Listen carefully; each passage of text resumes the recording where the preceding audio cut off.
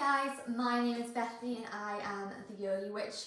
We are changing things up a little bit on my YouTube channel today. In honour of Mental Health Awareness Week, I thought I would hop on here to make a little video just kind of discussing my journey with mental health and my experience of living with an anxiety disorder.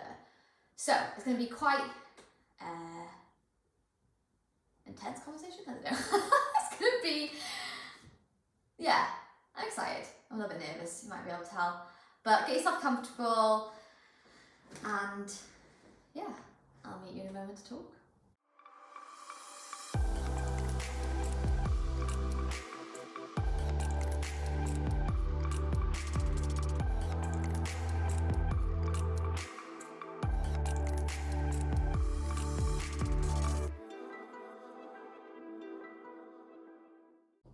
So, in broad terms, anxiety is the feeling of apprehension or dread in the body.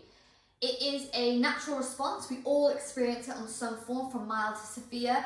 It's a hangover from our caveman days where we had to be on constant alert due to the dangers surrounding us at all times. Obviously, as the dangers have kind of slipped away as we've moved into the modern world, we have still maintained this sense of constant dread, etc. Like I said, it is a natural reaction. People have it at all points of life, but anxiety disorder is when you are constantly feeling stressed, you are constantly feeling anxious, and you can't exactly pinpoint what it is. There's a lot of different anxiety around, and in terms of mental health, there are panic disorders, there are social phobia disorders, OCD disorders, PTSD, etc. There's a whole bunch that's associated with anxiety. So it's very hard to pinpoint. So when I tell people I'm anxious, I just say it as a generalized kind of term. But I suffer from a panic disorder.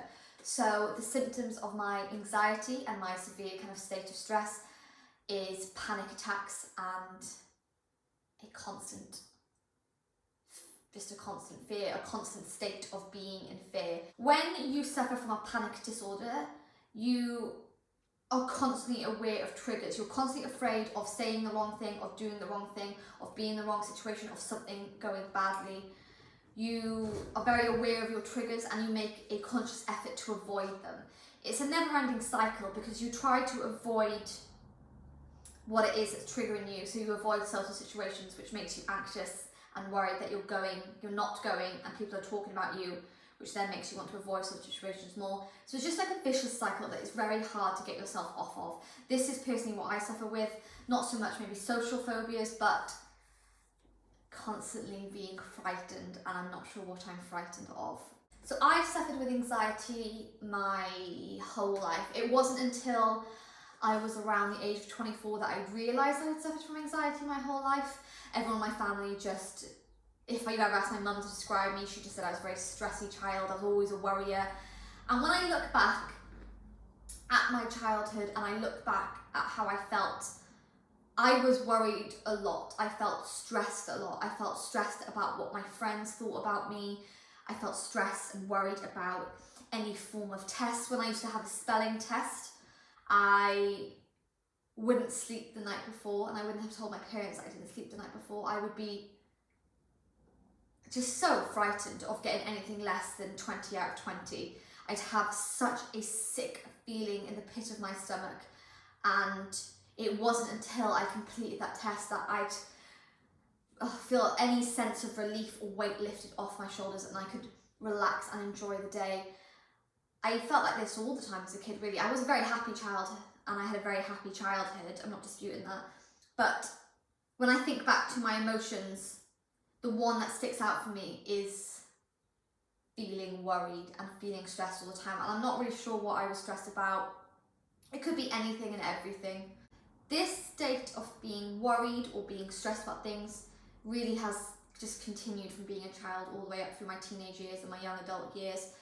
I always just assumed it was because of exams or, you know, boys or hormones and stuff like that, and that's what I was always told from, you know, family members, from friends, from books that I'd read, that it was a changing life. When you become a teenager, there's so much hormones going on, which I'm not disputing there are. But when I think back to how I felt about my exams and situations, I don't think it was particularly healthy, and I obviously didn't know anything about anxiety or mental health, really. All this stress accumulated until I reached university, where it took a real turn for the worse. I mean, I don't think many of my friends at the time knew how badly I was suffering. I would write to myself notes after nights out, saying that I was okay, that I did nothing wrong, nothing bad happened. So when I woke up in the morning, the drunk Beth from the night before had written me a note to say that everything would be fine, and I can't even describe how bad it was the next day.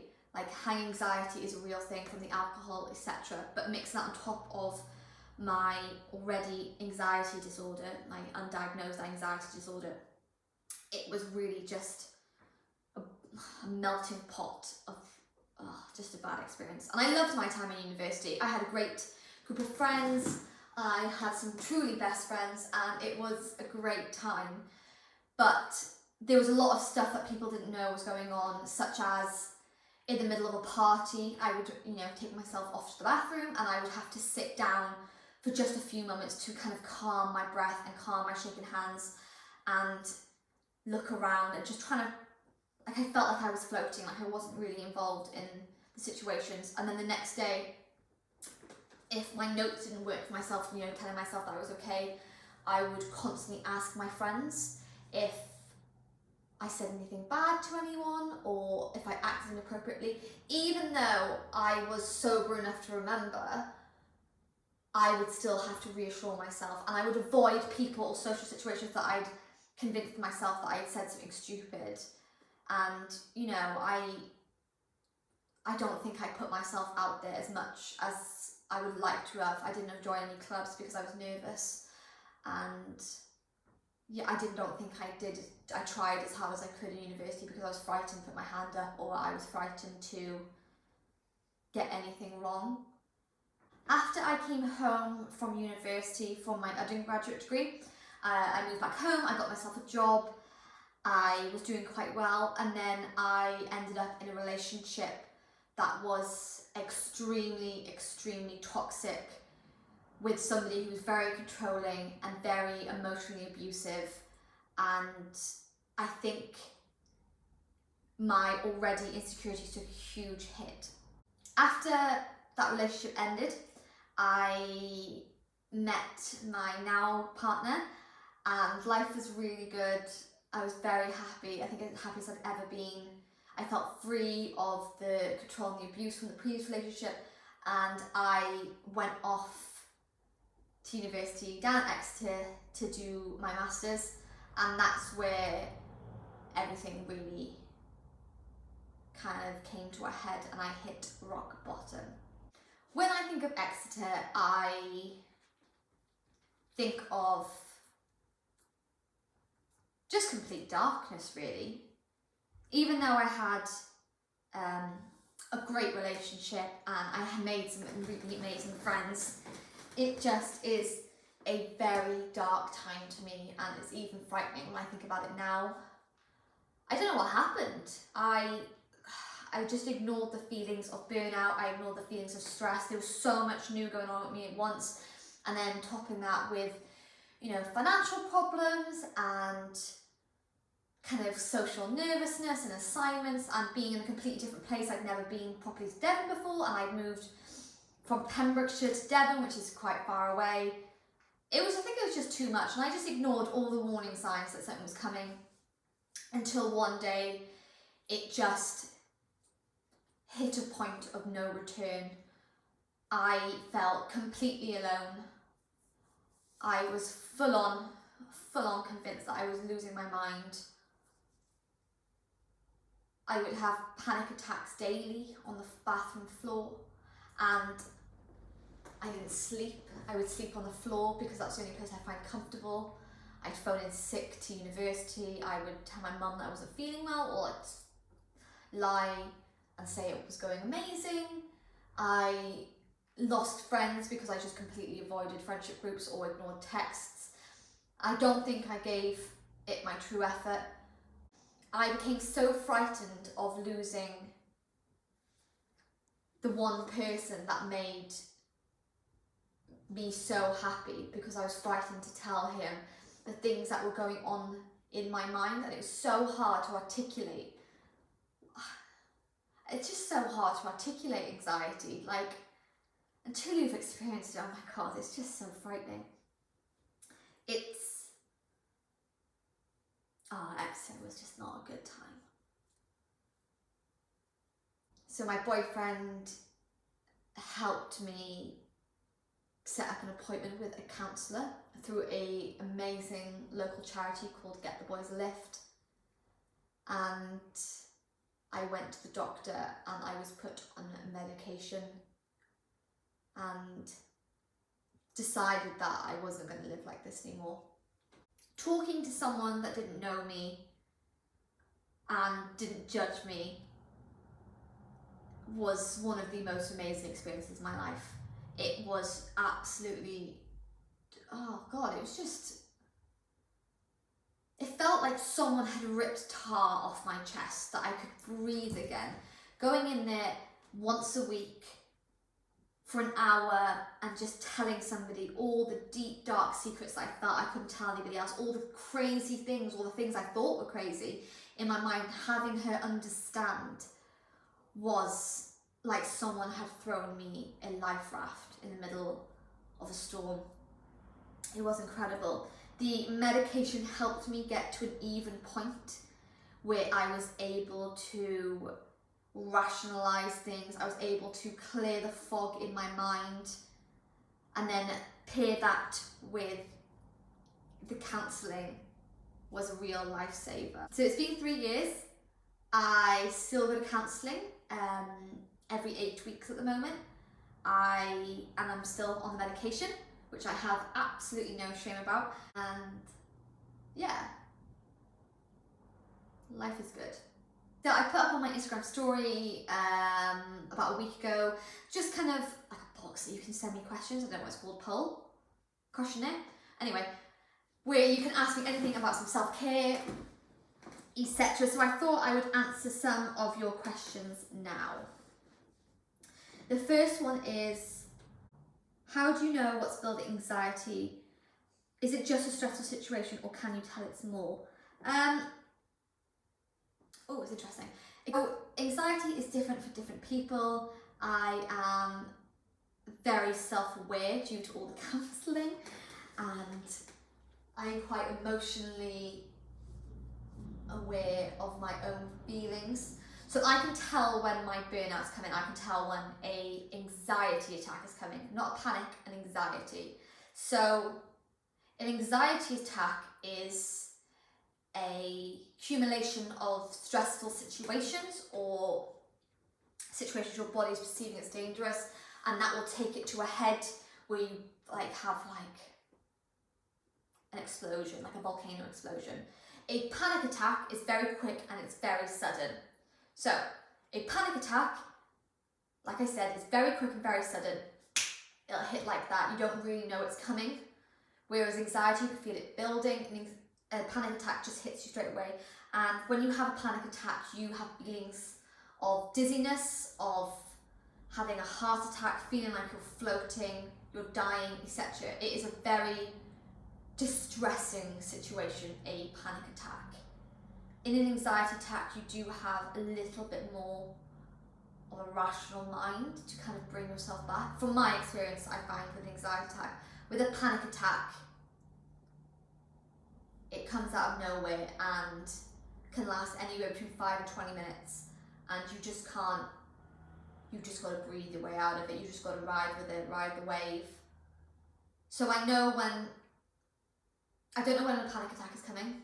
It hits fast and furious, and I just learned how to ride it now. An anxiety attack, I know when they're coming. The signs when I'm usually going to have an anxiety attack, or I'm going down that road towards it, is a few things that I have pinpointed. One of them is I will cancel all plans. If you make a plan with me, I can promise you I'm going to cancel it. I am going to get out of anything. I will say no to things. I just won't do them. A second one is I will avoid any social situations. If my boyfriend asks me to go to things, I'll say no. I don't want to go to work. I don't want to go anywhere that I have to talk to someone. Don't go to the supermarket. Don't do anything. I don't want to talk to anyone. I just want to be left alone. The third is I cannot stand silence when I'm in my anxiety phase. I have to have the TV on constantly, or I have to have my headphones in constantly because I can't deal with the thoughts in my own head. I'd rather block it out and not deal with it, and that's when I know I'm going down these paths. To try and minimise these feelings of anxiety and panic attacks comes down to self-care. And when I talk about self-care, there's many different forms of self-care. Yes, God, it's my biggest pet hate. It's just my personal pet hate. I hate when I tell people I'm anxious, they tell me to go for a walk, they tell me to talk to somebody, or they tell me to go for a run, take a bath. Yeah, I know this. I don't want to go for a run because I can't get out of bed. I don't want to talk to anybody because I think I'm crazy, and I'm too frightened to have a hot bath in case I pass out during a panic attack. That's the reality of someone with anxiety. Self-care comes in different forms. So there's self-care like the kind self-care, then we'll call it. So that's taking a bath, it's having time to yourself, it's doing yoga, it's going for a walk, it's getting out fresh air, it's being with your friends. That is the kind self-care. That's the things you should do, to minimize stress, to keep yourself with an even keel. And I mean doing these things every single day, not every single one of them, but doing one of these things every single day, going for a walk, getting fresh air, eating right. That's the kind self-care. That's what we should all have in our habit.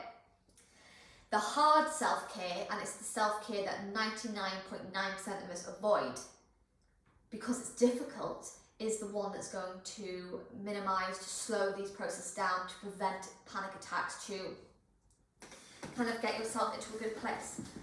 These are the hard ones because they're honest. Counselling, my counsellor told me that many people avoid counselling because they don't want to take responsibility. And in a way, I completely understand this. When you go to counselling, you have to be very honest. And you might think that going to therapy or to a counsellor is sitting there blaming other people for your problems, and that's not the reality. It is taking responsibility for your own actions, your own reactions. And this kind of hard self-care is just this. The hard self-care is being very emotionally aware, being honest with yourself by saying, am I avoiding this social situation because it doesn't bring me joy, or am I avoiding this social situation because I'm frightened? If it's frightened, then sometimes you have to be a little bit cruel to yourself and make yourself go. And I know that's really hard. It is really hard, hence why it's called hard self-care. Because when you force yourself to go, you kind of confront those demons. It's very easy to avoid them, but this is how you get trapped in the cycle. Sometimes you need a little bit of tough love towards yourself to make yourself a little bit braver. And I'm saying this from complete personal experience. When I want to flake on things, I sometimes have to take myself kicking and screaming right up until the point I walk through the door, just because I know that in 5 seconds once I go in, it'll be over. This is the self-care of going to someone that you love. Like, I often go to my boyfriend, especially when I feel anxious, and tell him that I don't feel good and explain why. This is the hard self-care, is being very honest with yourself. And this is the stuff that people are frightened of. Okay, so this follows on quite nicely to the next question, which is, what can friends or family do to say or help? Okay, this is a hard answer, I think. It kind of comes down back again to kind self-care and hard self-care. The first thing you have to take accountability for, and it's going to be very harsh and it's a hard pill to swallow, is that it's not your friends or family's responsibility to save you. They can't be the one that sits there in counselling or therapy and talk for you. They can't be the one to take the medication. They can't be the one to take the step for you. This is the hard reality of how friends and family can help. If you have any friends or family members that are suffering, like I said, it's not your responsibility to save them, but it'd be kind if you held their hand through it. We're not expecting you to solve our problems. We're not expecting you to fix us. We just like you to be there, you know, on the really bad days, you know? You have to remember, which is what my counsellor told me, is that no matter how much you explain it to them, they're not going to understand. How could they? Everyone has different experiences in life. And you won't understand something that they're going through in their life, and they won't understand something going through in your life. You need to remember that everyone's trying their hardest in the world. We're all trying our very best. No one gave us a manual. So as you're being kind to yourself, you need to be kind to them. Don't ask too much of them. But if you're a friend or family member, just be there and just listen and come in with an open mind and an open heart, and don't judge them for maybe some of their behaviours or for flaking on you. Just be there. Just listen if you need to.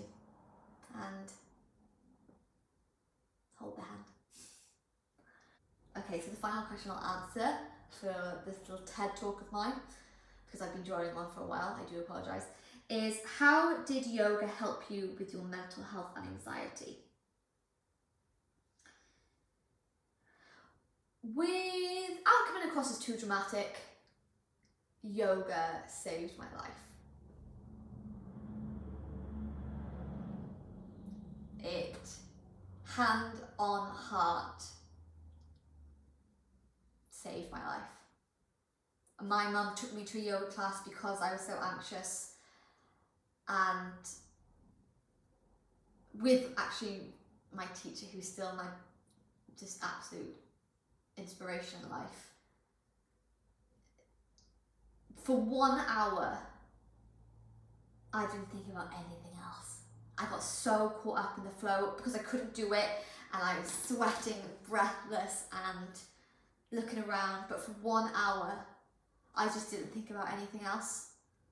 And as I came out and I went back home and I went to bed, I just cried, because it was such a sense of peace I hadn't known in so long, like just being full on, just being so in the present moment. It was such a gift, and I didn't realise that it was possible to feel so quiet and so at peace with movement, and I just hadn't known it in a very long time, so it was just one of the most beautiful experiences I've ever had, and I will never forget that. My decision to become a yoga teacher was based on the fact that I didn't want anybody else to feel like I had felt in my life. I have goals to open up a wellbeing centre eventually, and specialise in teaching people with anxiety, depression, PTSD, all these things. Just because, did you just hear the beep? Did you just hear the beep of the bus? Just because I just don't want anyone to feel just the way I felt, really.